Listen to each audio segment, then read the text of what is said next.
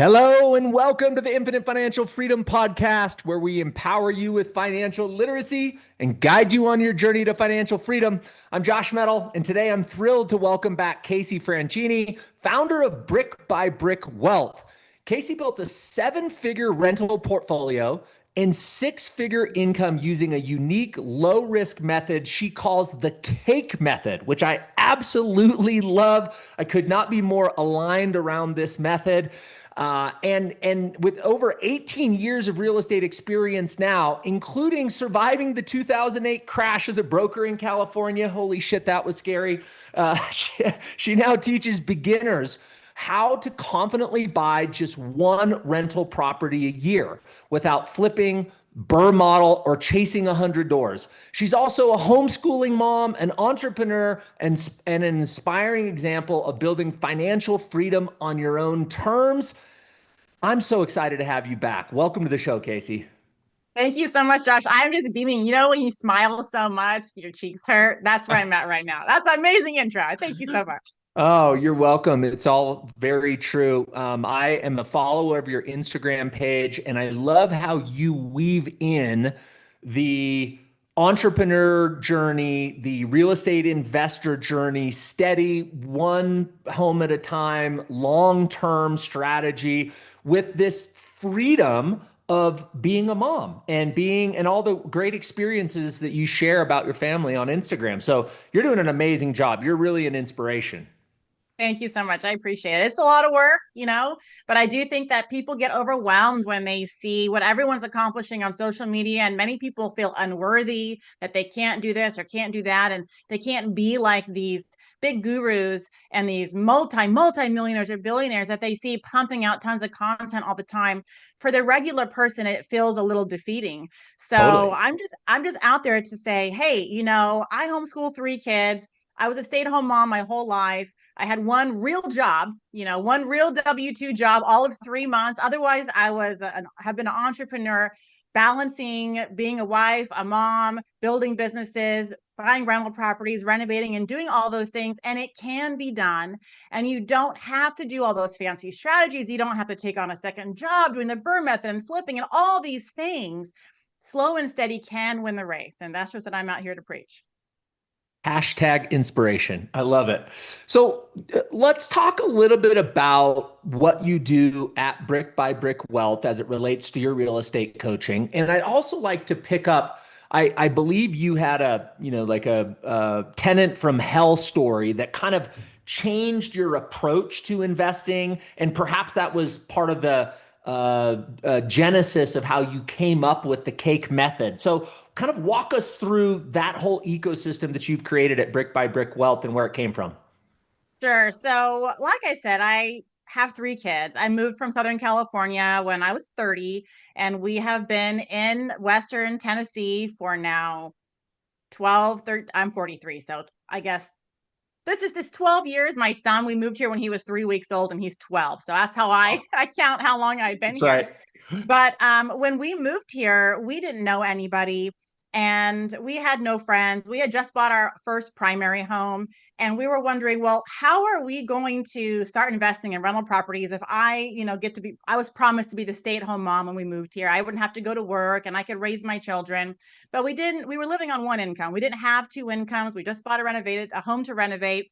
And my husband said, Casey, how are you going to come up with all this money to buy your first rental property? So I started an Etsy shop. The room I'm in now used to be my craft room, and I started, I got a Cricut machine and I started making personalized items. Like I would get T-shirts. People see Disney T-shirts, and Yeah, you've yeah. seen like those Stanley Cups with the monograms, and I would do all those things. Saved up 20 grand from doing that during my kids' naps and on the weekends for our first rental property. And we were because we had one income, because I did live through the market crash, being a real estate agent in California, I wanted my entrepreneurial journey in real estate first to be very safe and secure. I watched my parents make money throughout their lives and spend it all. I watched them retire with little savings, and I did Mm. not want that to be me. And I saw all these young 20-year-olds um, risking everything on social media, in real estate, or whatever they decided to do, and touting that as the end all be all, and that's the only way.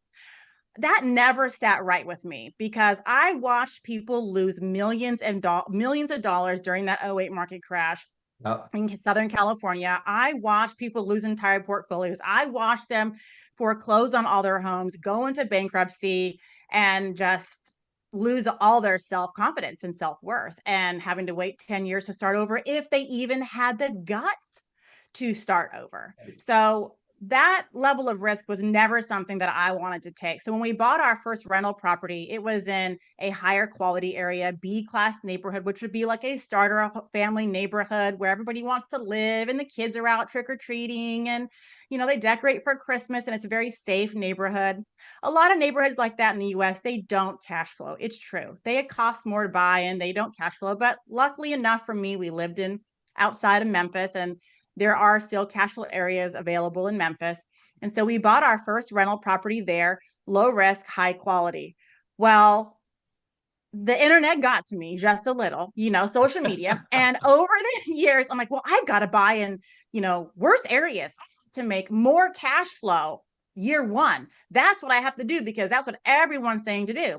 So we went to a C class neighborhood for I think it was our second purchase, second, third, and fourth. We bought in a C class neighborhood, which and some people would call it a B class, but I am a realist when I label my A, B, C, and D class neighborhoods, right? A class is luxury gated community homes. D class is wear a bulletproof vest to go in, and then you've got, B and C, in the middle.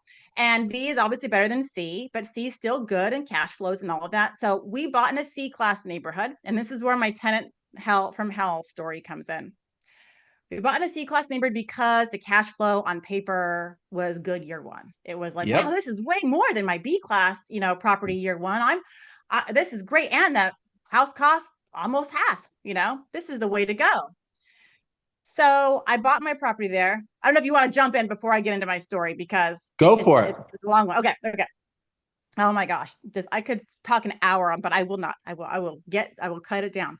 Okay. It just makes me so mad every time I talk about it. All right, I bought this house. The house was nice. It cash flowed right out the gate. We didn't have to do any renovations to it. The carpet was very nice. It was what I call a grandma home. So grandma owned it for a very long time. She even converted the carport to a garage, and she covered the hardwood floors with nice white carpet, and it was all nice and clean. Yeah. One room was painted like, what's the word? Like a red, like some sort of purpley red color, but it was fine. And I'm like, you know what? This is a C class neighborhood. I'm not going to go paint all the rooms. And one room was wood paneling. So I left it. It was very nice and clean, rent ready. So I put in these tenants. And at the time, being a C class neighborhood, I said, well, Casey, to myself, nobody in this neighborhood is going to have the credit score that you're looking for. Why even run their credit? Why even do the credit check? Because they all had bad credit. I just don't want to know. Okay. If they can show me 3 times the rent and income and I like them, then they're in. So got a couple. They were, quote, engaged. They're always engaged. They never get married, then they break up. So they were engaged. And the guy was in the military, and he was out of the military, but he had some disability. So he got a disability check every month from the military that would cover the mortgage. I'm like, cool. Like, this guy's he's not going to, even if he loses a job, they can at least pay the rent. And the woman, she was, she would work at Target, or then she would clean floors at a hospital. So she never had like a career. It was just always bouncing around different types of jobs. She had employment. It started from the very beginning. Second month, they didn't pay. They were late, but they had no problem paying the 10% late fee. So rent was, I think, $9.25 or so. They paid the $92.50 for their late fee. I'm like, okay. And then it would happen more and more often. This went on for about a year. And I was like, okay, well, at least they're paying. No big deal. Well, then, and I got to be careful how I say this. Okay, the husband cheated on her, or the fiance cheated on her. Okay. So she kicked him out. She was so mad. She cheated on him in her own house. She kicked him out. Now, she had 2 kids, And the two kids were doing really well in school. And she said, Casey, please, can I stay? I will go get another job. I will make up the income because my kids are doing well. So-and-so's on the honor roll. I don't really want to move out of the district. And I'm like, oh, okay, heartstrings, right? I'm the landlord. Okay, heartstrings, fine. So I let her stay. And for a while, things are good. And then here we go with the late payments again. Except this time, there was no fallback of the government check to pay the rent. And one time she said, oh, Casey, I'm so sorry. I don't have all of my amount to pay you because the gym membership, they auto debited my payment. I'm like, you're kidding me. So the gym gets paid first over where you live? And then I go to her house once to pick up rent because her car was broken down. She couldn't go to the bank. So I'm like, fine, I'll just go. I go inside. She has an 80-inch television in every room, an 80-inch TV. I have an 80-inch TV in every room and one in the garage. I'm like, that's 5 80-inch televisions. Holy cow. So she's obviously not being wise with her spending habits. Anyways, let's fast forward. At one point, this woman owes me $4,000. She has other people living there. The house, when I go pick up rent, is hot box. Smells like major weed cloud coming out. Like, did I get high standing at the door for 5 seconds? I don't know. I mean, maybe I did. And it got worse and worse. Finally, I said, look, lady, and I was very nice to her. And 5 years, I said, I'm not doing this anymore. If you are late, I'm going to evict you if you don't pay by Friday. And so, of course, she's been walking all over me this whole time. Why not continue to walk all over me? So she calls my bluff and she doesn't pay. Well, I was going on an airplane that day to go to California for my best friend's wedding. And I was going to be gone for 3 weeks. So I had no choice but to drive my butt down to court and file the paperwork. I wasn't going to serve her because maybe she'll pay. Here I am again. Maybe she'll pay. So she calls me or she texts me, or I think it was on Facebook because she has so many phone numbers. The only reliable source of contact was Facebook. So she Facebooked me and said, Casey, I saw you filed on me. And I said, I did, because I think she was trying to find a new place to live and they probably ran her credit and saw that she had an eviction filed against her recently. I said, and I didn't know it was going to show up, but I said, because I didn't serve her, but apparently you don't have to be served. It still shows. And she said, yes, Casey. I said, yes, I filed on you. I told you didn't pay by Friday. It's Monday or Tuesday or whatever it was. So I said, look, if you can be out by next Friday and have all your stuff gone and cleaned up, we won't have to go to court. Just leave. Now she was paid up. She only didn't pay that month. So it's not like at the time she still owed me the $4,000. She had gotten that caught up, but I wasn't about to go down that road again. She leaves. We're still in California. We're coming back 2 days later. I send my mother-in-law, some 60-year-old woman in a $60,000 car, into this neighborhood to go, please go check and see if they're moving out because we're not home. Please go see. And she said she's driving her old like white lady in this nice car in this kind of sketch neighborhood, driving down, peeking in the windows, to see if they left. And they had left. I got confirmation that the keys were in the mailbox. So Blake and I show up in the house, and Blake's my husband. Whatever, Saturday when we fly in from the airport. I walk in the house and immediately I get jumped on by thousands of fleas. Thousands of fleas jump all over me. There's cockroaches running around, German ones. Like I'm dirty cockroaches. She stole all of my appliances. She painted my kitchen cabinets. She put this sticky film all over the countertops that wouldn't come off. And they smoke so many different substances that she had stuck, the long incense sticks. She had stuck them in the walls, like in the drywall to make it smell better in there. Okay. And the carpets they also had dogs. So right in the very beginning, I saw a doggy in the window as I drove by because I own the house across the street too. I was doing something over there. And I knock on the door. Hey, why is there a dog? And I was going to tell you. Sure you were. Okay. Pit bull. So I need $50 and I need you to get a renter's insurance with a pet rider because my insurance doesn't cover pit bulls. If the dog bites the neighbor's kid or something, I don't want to be liable for your dog. Yep. So she does that and she pays me $50 a month. Well, it wasn't one dog they ended up having, but it was several dogs. I don't know what they were doing with the dogs, but talking with the neighbor after they moved out, the last winter, the dogs had puppies. This is like so sad. The dogs had puppies They had them in a crate on the side of a house, the puppies outside, and it froze one night and all 8 little puppies died. And the whatever guy that was living there now at the time put them in a trash bag and threw them in the trash can. This is what I'm hearing from the neighbor after the fact. And I Brutal. still give me the chills. I'm like, what is wrong with you? When my mother-in-law went to drive by and check on everything, the animal services, animal control was there because the tenant had left, but she had called animal control to pick up her dogs.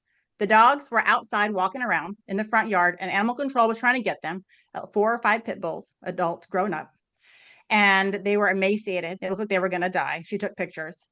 It was terrible. So, oh my God. They didn't ever let the dogs out, which means the dogs peed all over the house, everywhere. Pulled up the cart. Well, I didn't. I refused to fix that house up myself, let me tell you. So I called one of my friends who owns a property management company, and I said, can you please send your crew to renovate this house? Because I'm still mad about it, that I'm not cleaning up after her, you know? So he sends a crew, and someone, bags up all the carpet and the padding and pulls out the tack strips, and the wood floor is just unfinishable. So we had to lay LVP on top. Overall, oh, and she backed into the garage door, non-repairable, had to put in a new garage door, broke the glass security door that I'd put in the week that she was there. She said her kid hit it with a basketball. I don't know, it's probably true. Overall, it was 5 years, which is where I got my first gray hair, and $16,000 in renovations, right? Not including the months that I had to let the property sit there for all of the flea eggs to die off because it was infested with fleas and the baseboards and all that. So it was terrible. And that property, that horror story led me to the cake method because you know what? Quality over quantity. I don't care about the extra couple $100 a month if I'm getting tenants like that in that kind of neighborhood. So to me now, it's quality over everything. And that's one of the C in the cake method is an acronym, CAKE. The C stands for choose a quality neighborhood, a quality market. Quality is paramount. And that experience changed my entire investing philosophy. And I've been more open now to talking about my philosophy and not been so scared to say, oh, I don't burn, I don't flip, and I don't do all these fancy things that everybody does. Well, you know what? There's a reason why I don't do all those things. And I don't have the time to do the flipping, and I don't want to do that. I want to be a passive investor. I want to spend my days swimming in the pool with my kids, reading books on the couch, sleeping in with them, hanging out, kisses, hugs, and snuggles. I don't want a full-time real estate job, and I'm not afraid to say that anymore. Passive investing for me, and give me that cash flow. I absolutely love it. And I feel like there should be an HGTV series around that one story, that one 5 years of your life. But I mean, you probably learned enough wisdom from that bad experience to that you would have out of reading 50 real estate books, right? You have to get in there. You have to make the mistake, or hopefully you just get coached by Casey and then you don't have to make the mistake. But that's the way we learn. We had a strategy or a saying in our family because my mother and I have always been investment partners going back 25 years. And we had this very simple litmus test. And it went like this. We do the evaluation, we get ready to write the offer, and then we'd ask ourselves, could we feel safe sending mom into that neighborhood to serve a 3-day eviction notice on a Friday night at 7 o'clock after the sun had gone down, right? Or in the dark. And if we didn't feel comfortable sending mom there in the dark to serve an eviction notice, not necessarily because of those tenants, but because of the neighborhood, then we just wouldn't buy the property. And it was just a really easy model for us to follow that guided us for 25 years. Is it mom approved? Nope. Doesn't pass the mom test. Next property. But I think those lessons are so very valuable. I want to go back, if I could, Casey, to the beginning of this story, where you had an Etsy business. You saved $20,000 and you delayed gratification. In other words, you were building that business, you were saving, and you made a conscious decision not to go to Disneyland with that money. You made a conscious decision not to get a new Fendi purse with that money. You made a conscious decision not to buy the Prada shoes with that money. You made a conscious decision to save. And I want to just talk about that really quickly before I turn it over to you and ask and let you speak about that. Let me frame it with this. I did a podcast with a young financial advisor who, at one point in his life, after he graduated from college with a financial degree, he went and worked in public service as an internship, and he counseled senior citizens, people who had retired, and they didn't have enough cash flow every month to pay the bills. Between Social Security and whatever income and savings they had, they didn't have enough. And it was really traumatic for him. It was like you're screwed. I don't know what to do for you. Like, you should have changed course, 30 years ago. And what he told me on that podcast was, I learned through that experience the equation to be poor. And here it goes: income minus spending equals savings. And conversely, I learned the equation to become wealthy: income minus savings equals spending. In other words, if you put your savings on automatic payment like that tenant did for her gym membership, you end up saving. If you spend first and then save, you end up spending. So let's go back with your mindset. How did you come up with this delayed gratification and not spend what you were earning? So, God, that's a good question. No one's really asked that before. How did I come up with that? Well, I guess I can say my dad was an entrepreneur his whole life, Hmm. and he always taught me to do things differently, to not follow the crowd and do what everybody else is doing. So, like, don't go get the 9 to 5 and work every day until you're 60 and have all the toys and do all the things and live paycheck to paycheck. Don't do that.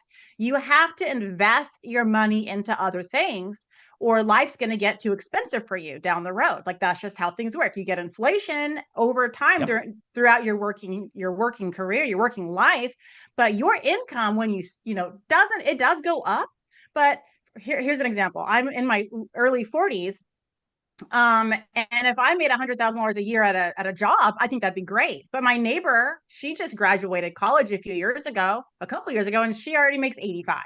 So her starting point would be at a higher price than what my starting point would be, just because I'm older. And when I started in the working career, like $38,000 was what I was getting paid for my little job in the public relations firm in trendy old Newport Beach. So, but her starting job out of college was in the $80,000 range. So it's you have to plan for the future. The inflation isn't going to take care of you. It's going to make life harder. Things are going to cost more.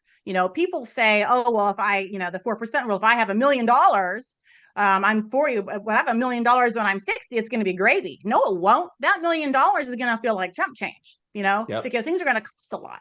So I knew back then when I was younger that my dad said, you have to find other sources of income. Well, I knew that I wasn't going to be able to save my way to anything if I was only making 40,000 a year. So you have to have your money work for you. So you save the money, you invest it. You save the money, you invest it. And with that comes sacrifice. Sure. I mean, yeah, we delay gratification. We're like the cobbler. What's the thing? Like the shoe cobbler who fixes everyone else's shoes, but doesn't fix his own shoes.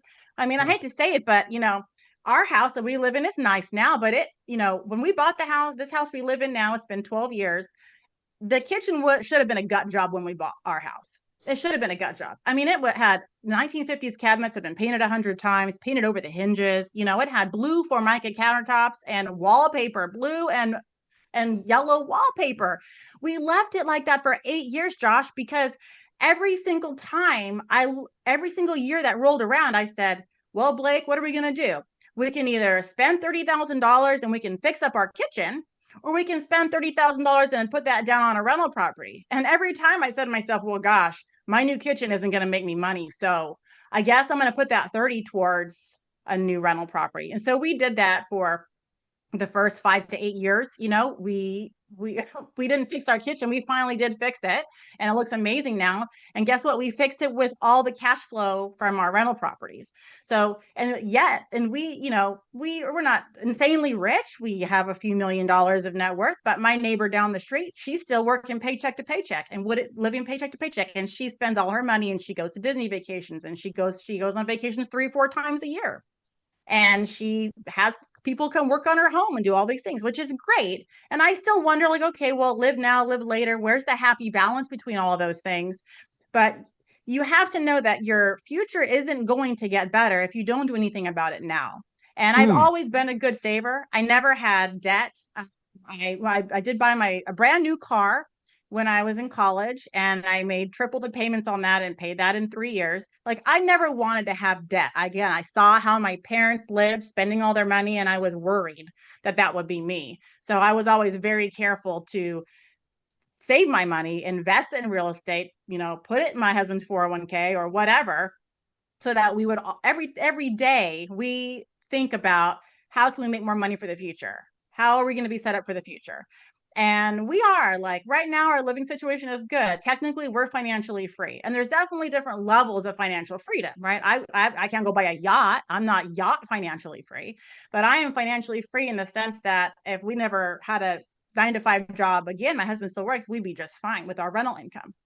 So, and yeah, I want more money. I want better quality financial freedom and all those things. So, and it's still, I'm in my 40s and I'm not, 100 dying. So we all have more time to make more money and do all those things, but it does come with sacrifice. And you can't always have your cake and eat it too if you aren't willing to do the work that's required. Oh, I like how that cake and eat it too. You tied that back to your cake method. Nicely done. Yeah, I just think, we're talking to real estate investors that are just getting started. And you can't buy your first investment property if you're choosing to spend all of what would be your savings. That is the first step in this whole equation.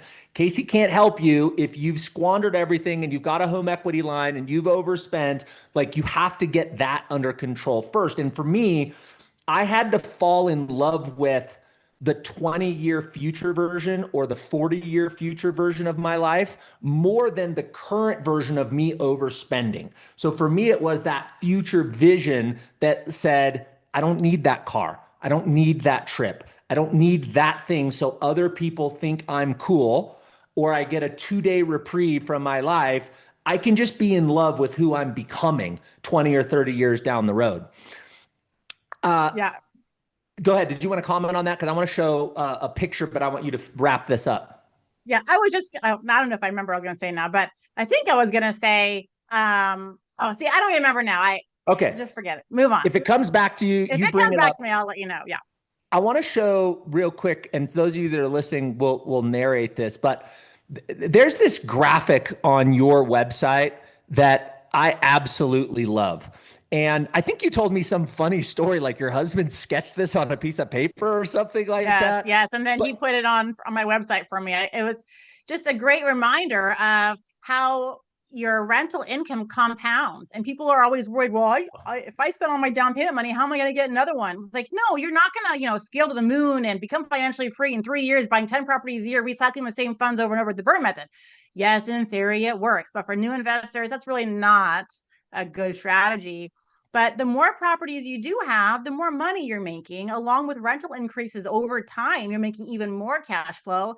And before you know it, every couple months, you're replenishing a down payment solely from your cash flow. And that's what this chart shows. yeah, so for those of you that aren't looking at the chart, it's a triangle, if you will, and it's basically like, how do you scale up your rental properties? And it shows that, to buy the first property, and I think this was pretty true. You were saving about $1,000 a month from your Etsy business, if I recall. That create After 20 months, you had $20,000 to buy the first house, but on the second house, you had $500 in passive income from the first house, plus the $1,000 a month you were earning from your Etsy income. Now it only took you 14 months to buy the second house.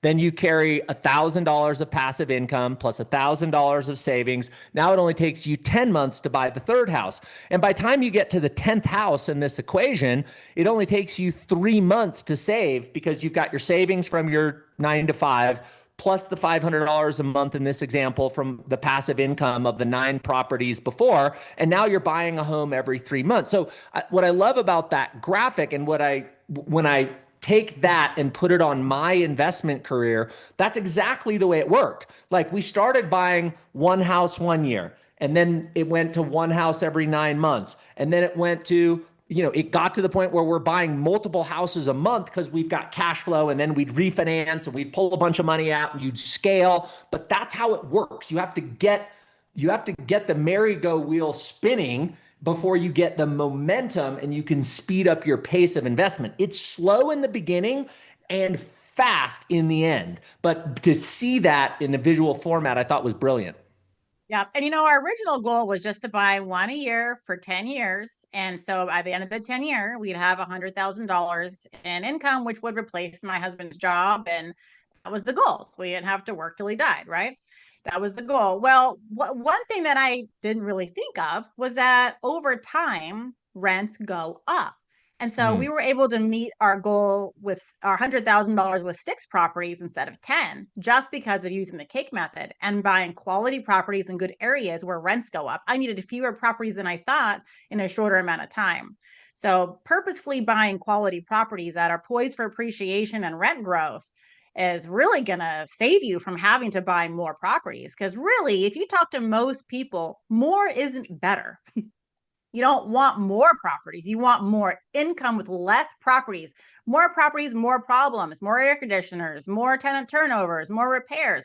If you could have fewer properties with more money, yes, you want the appreciation and all that from the properties, but really the goal is quality at a small amount. Like even Coach Carson, if you know Chad Carson, Yeah. his small but mighty, philosophy is really small but mighty. You want that small but mighty portfolio. And we kind of share the same philosophy on that. But just wanted to throw that in there. Yeah. 100% agree with you. Okay, so this has been so fun. Let's go back to the cake method. So, we hit C, but walk us through A, K, E and what that means. And then let's bring it home. How does that fit into the small but mighty real estate portfolio that makes it so you don't have to be a full-time real estate professional? You can be snuggling with the kids and hanging out at the pool and enjoying life as well.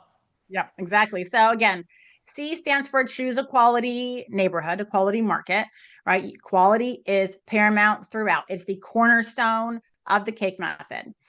Um, go ahead. Do you want to say Can something? I just add one more thing to that? Yeah. The thing about the quality neighborhood that's so important is a couple of things. Number one, those homes appreciate more. So even if you have a little less cash flow on paper, which is what Casey alluded to earlier, she got lured into what looked like more cash flow, and you're going to have less cash flow in a quality neighborhood at first because you're paying more for that house, right? And so you may have to sacrifice the cash flow, but you have less capital improvements because those people that live in that neighborhood don't do all the things that Casey explained Not on from my her, mind. Yeah. Go ahead. yeah, in that other neighborhood. So you have less capital improvements. Yeah. You have more of a chance of people staying there and rents going up because that type of neighborhood has more upward mobility. And then when you get the property back, it's in good shape and you can immediately turn it around and re-rent it to another nice family. And so what you lose in the first 10 years in cash flow, you will more than make up in lack of having to put more capital improvements and appreciation. So I just wanted to Yeah. really drive that point home. I'm glad you did. And let me even dig even a little bit deeper since this really Go. is a cornerstone of the cake method. So it didn't really take 10 years. Now, I will say this, you must cash flow from the beginning. I am not a fan of, alligator properties. No Yes. buying negative, just being a good neighborhood. Okay, on purpose. Now, I guess I get it if you are renting out your current home and you have that 3% interest rate and you're negative a couple hundred. Okay, whatever. But if you're purposefully buying real estate, do not purposefully on purpose go buy a negative cash flowing property. Don't do that. So, first of all, you have to have some cash flow. My minimum is 300 a month gross cash flow, right? To Like be it. acceptable. And that's not for $1 million property either, because that would be stupid, right? I'm talking affordable properties under 250, under $200,000. You should at least cash flow 300 a month. That doesn't mean that it has to be rent ready. You could still do some improvements to make the property higher quality, so you can get in that B class neighborhood, buy a house that needs work, increase the value of it, leave your loan alone, no refinancing, because if you refi, you're not going to cash flow anymore. So you can get in good neighborhoods by doing some renovations. Mm-hmm. But anyways, you still have to cash flow. But that being said, people go, $300 a month, that's not going to change my life. Well, it's not today. It's not this year one. And that's when people make the big mistake is they just look at year one cash flow. They go, well, I can go buy in the C or D class neighborhood and I can make $600 or $700 a month. You're stupid, Yeah. Casey. I'm going to go do that. I'm like, you go ahead. You do that. And then in 2 years, you tell me that you sold it and that you're sorry, because this is what happens. Okay. You give you the picture in the B class neighborhoods, right? You're going to have tenants that, well, I have tenants that touch up paint before they leave. They ask, oh, Yeah. can I hang a picture, with nails, or do you want me to use command strips? Okay. And they don't just nail up whatever they want. They don't stick incense in the crevices. They don't break the lease agreement.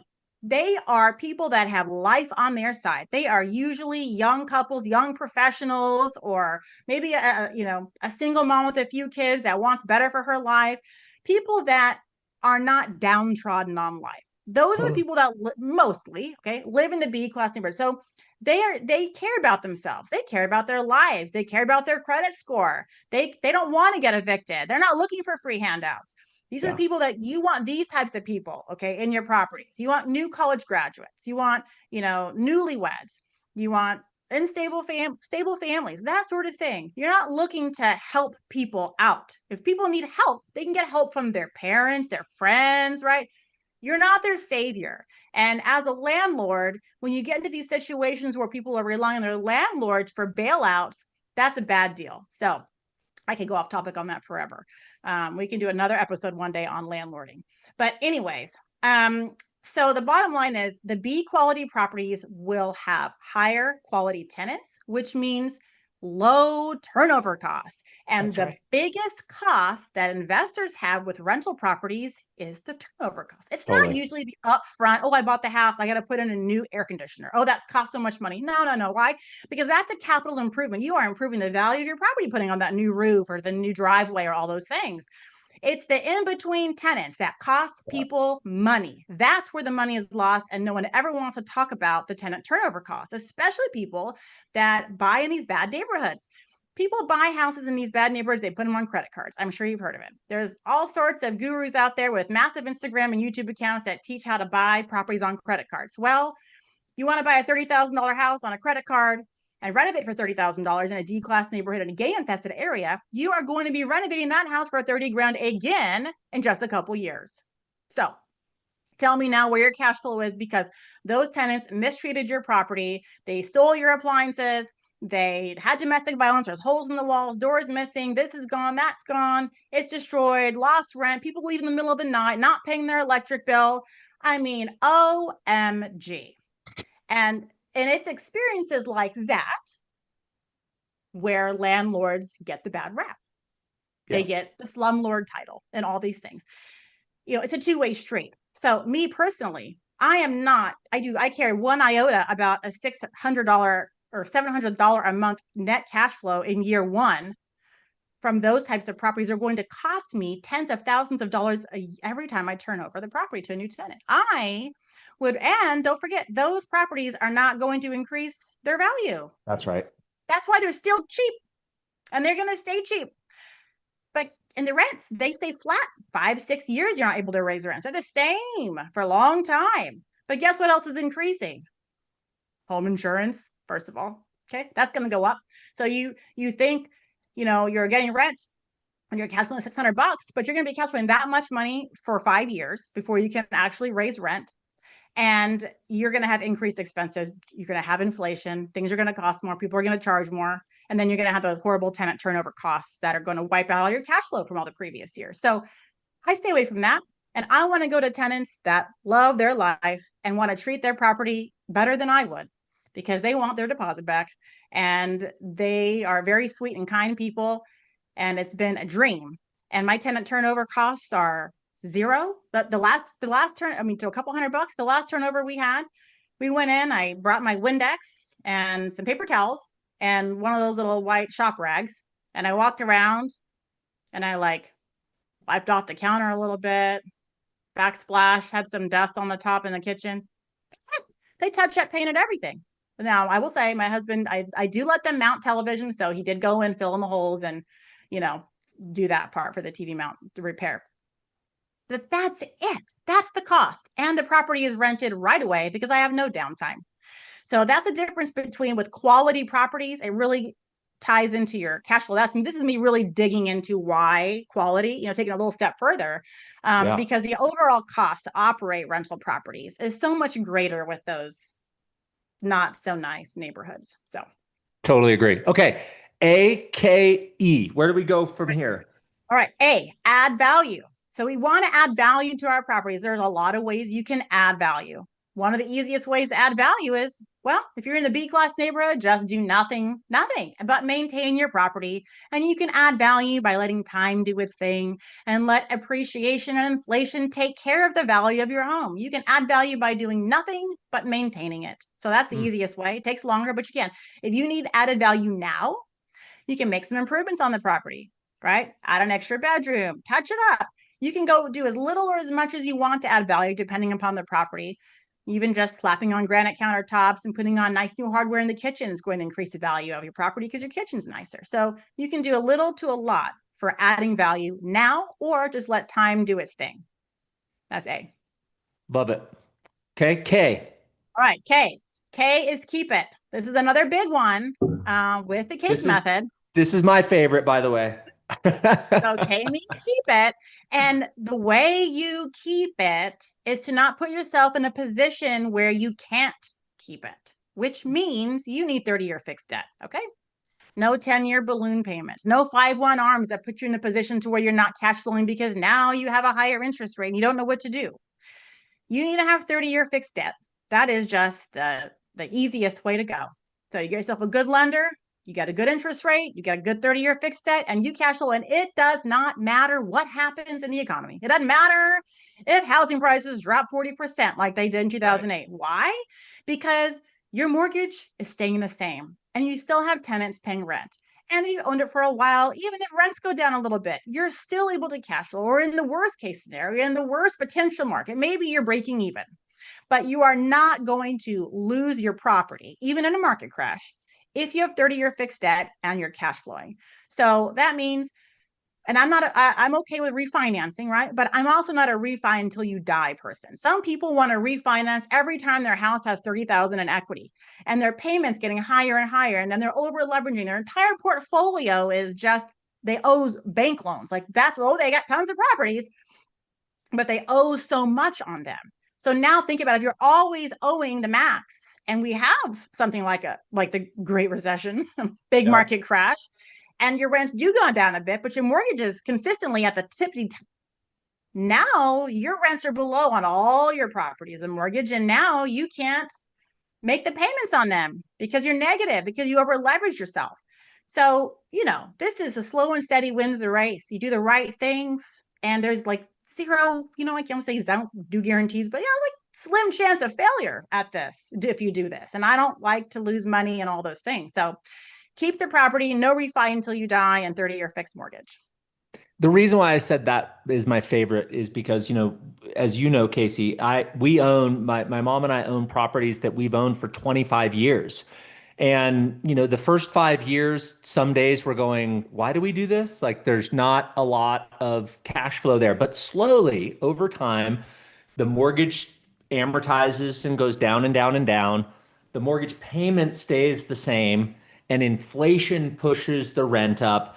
And when you get into that, 10 years, 15 years, 20 years, we now have a property that next year we'll have owned for 25 years, and the rent has gone up 500%. 500%. And you start looking at that difference in that cash flow. This property that I'm talking about, when we bought it, the monthly income was $2,400 a month.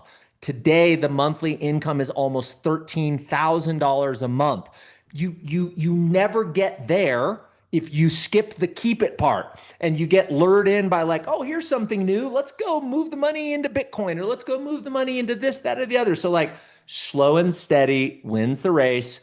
Put solid debt on properties in good areas and keep it for a long time. So Thank you for that. I love that part of the cake method.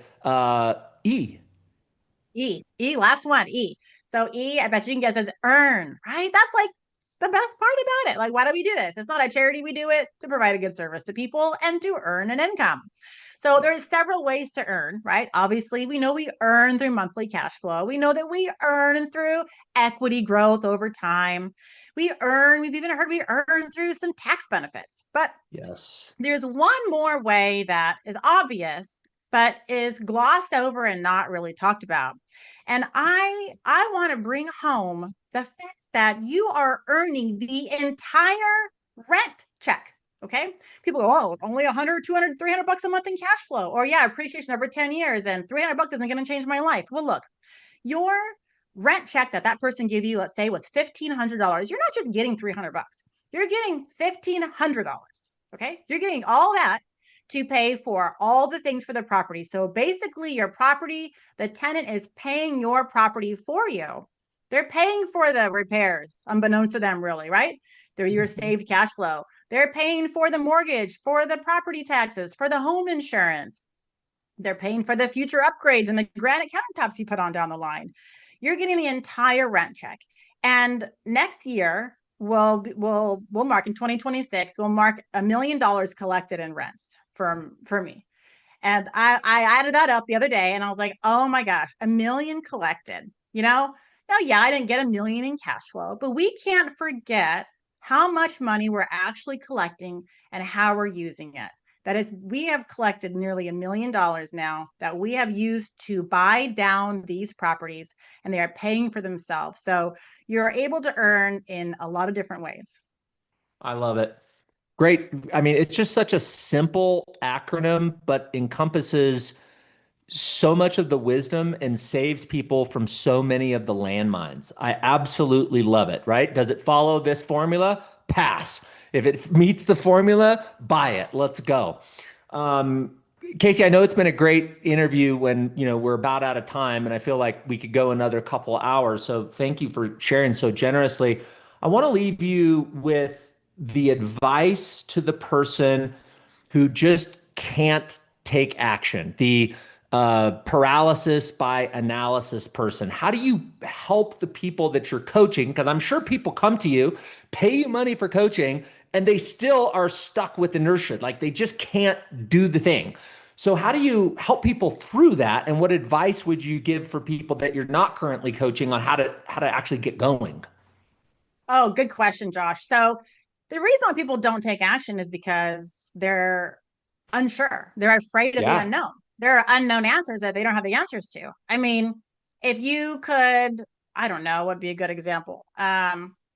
Get in a car race and you've never raced before, but you might if okay, you might not stop fast enough, you hit the wall and die. Okay, let's pretend you're a crash dummy. Would you have the guts to go do that if you didn't know you would stop in time? But if you knew for a fact that you'd stop in time, sure, you go do it. Okay. So the Mhm. problem with people, it might have been a really bad example. I'm off the top of my head. But the problem with people not taking action or analysis paralysis is they don't know the answer. They don't know the outcome. So, and how could you be expected to know the outcome if you've never bought a rental property before, especially Yeah. if you have to buy one out of area? Like a lot of my students live on the East and the Mhm. West Coast. It's expensive.